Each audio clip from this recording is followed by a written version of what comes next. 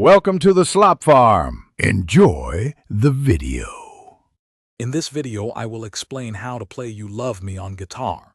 We'll start by ensuring your guitar is in standard tuning, which is E-A-D-G-B-E. Then, we'll focus on mastering the three core chords for this song: E minor, G major, and C major. Take your time to practice switching between these chords smoothly, as this forms the foundation of playing the song effectively. Next, let's tackle the strumming pattern.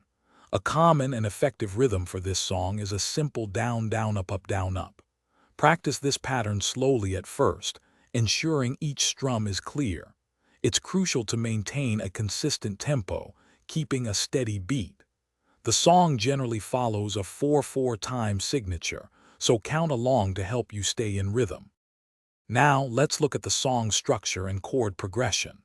For You Love Me, a common and easy progression involves E minor, C major, and G major.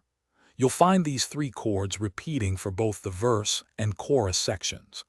Pay close attention to the original recording to internalize the timing and feel of when each chord change occurs, making your playing more authentic.